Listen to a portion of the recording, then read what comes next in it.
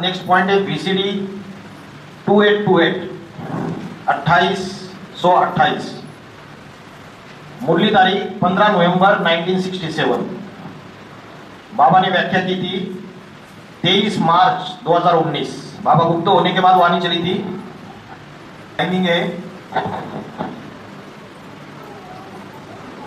50 minute पे।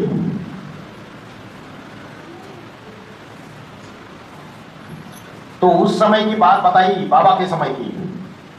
तब के लखपति और आज के करोड़पति बराबर हो गए। पहले किसी के पास लाख रुपए होते थे तो बहुतों के पास नहीं होते थे, बहुत कम लोगों के पास थे। आज लाख रुपए तो कॉमन बात है। मिडिल क्लास वालों के पास भी लाख होते हैं, lakh, 2 lakh, 5 lakh, 10 lakh. Lower middle class के पास भी होते हैं। तो बाबा ने बोला तब के लखपति और आज के करोड़पति बराबर हो गए। तो बताया कि बड़े बड़े केस राजे रजवाड़ों के लेता था। किसी की बात चल रही है, क्या लेता था? केस लेता था। मतलब कोई वकील होगा, बड़े बड़े केस राजे रजवाड़ों के लेता था। इतना होशियार, जिसमें उनको लाखों 50,000 फीस में मिल जाते थे। तो देखो कितना पैसा कमाया और इतनी जमींदारी इकट्ठी कर ली कि जाकर के प्रिवी काउंसिल का मेंबर बन गया। जैसे अभी सुप्रीम कोर्ट होती है दिल्ली में, तो उस समय यज्ञ के आदि में भारत स्वतंत्र होने से पहले उस समय कलकत्ता में प्रिवी काउंसिल थी, ब्रिटिश गवर्नमेंट था और कलकत्ता में प्रिवी काउंसिल थी। जैसे आज की सुप्रीम कोर्ट है वैसे प्रिवी काउंसिल थी, सर्वोच्च कोर्ट। तो जिस वकील की बात चल रही है, बाबा जिसका जिक्र कर रहे, बोला बहुत पैसा कमाया और इतनी जमींदारी इकट्ठी कर ली कि जाकर के प्रिवी काउंसिल का एक मेंबर बन गया। तो प्रिवी काउंसिल का मेंबर बनना वकील का बहुत बड़ी बात थी उस समय। विलायत में ऐसी ही प्रिवी काउंसिल होती है ना।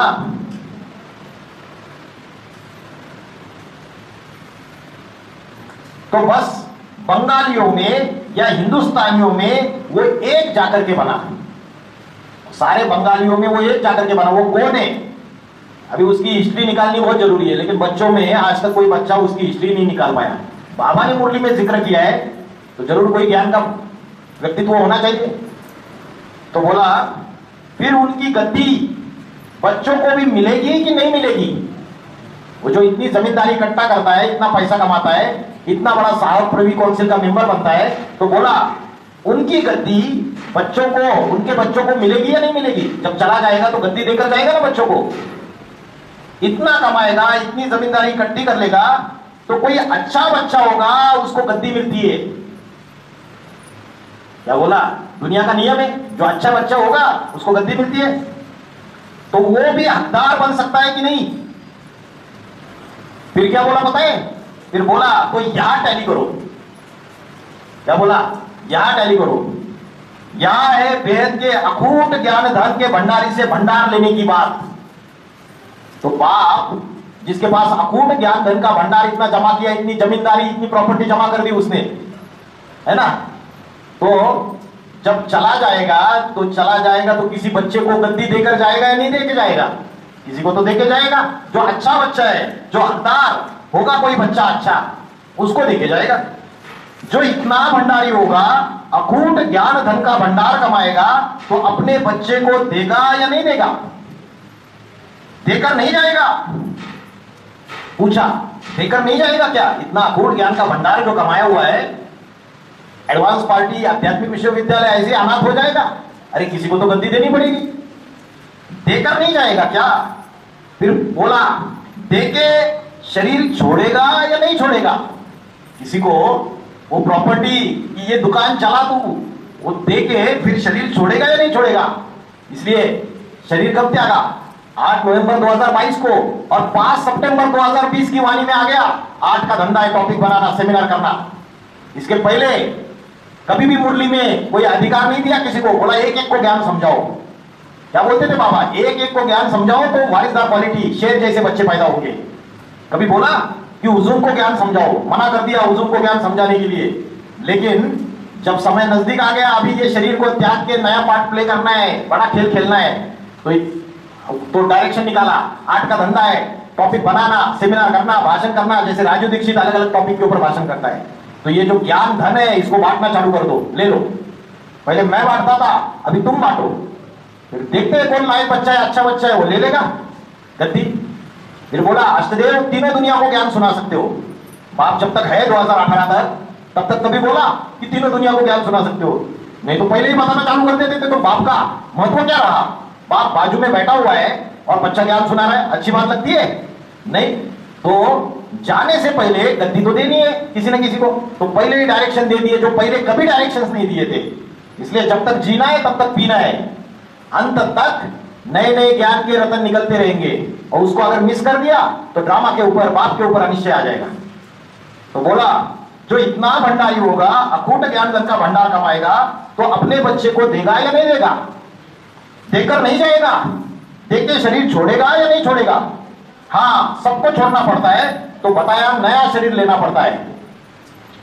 जैसे दुनिया में सबको शरीर छोड़ना पड़ता है, तो इसकी बात चल रही है। जो अकूट ज्ञान का भंडारी है उसको भी पूछा कि वो गद्दी देने से पहले, वो सारा अकूट ज्ञान का भंडार देने से पहले शरीर छोड़ेगा या नहीं छोड़ेगा? बोला हाँ, सबको छोड़ना पड़ता है, तो बताया नया शरीर लेना पड़ता है। कोई अच्छा बच्चा होगा, बोला हाँ परमानंद, परमानंद कुंदनमल। और कौन सा पॉइंट है मुरली का? हेमराज। हेमराज क्या करता था? हेमराज ज्ञान सुनाता था, भंडारी था। और ये परमानंद जो था वो बावर्ची था, बोला।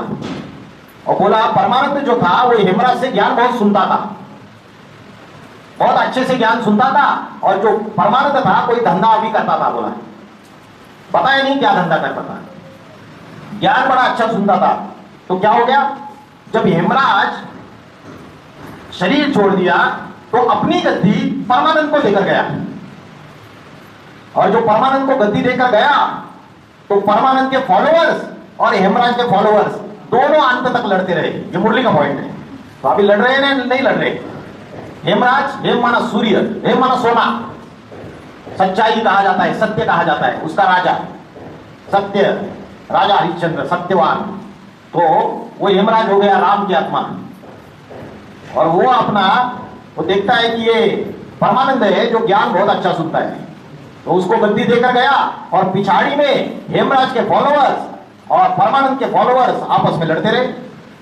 बोलेंगे कि अरे हाँ इसमें आता है इसलिए ये मुरली चला रहा है, इसलिए दृष्टि दे रहा है। वो बोलेंगे हम नहीं मानते।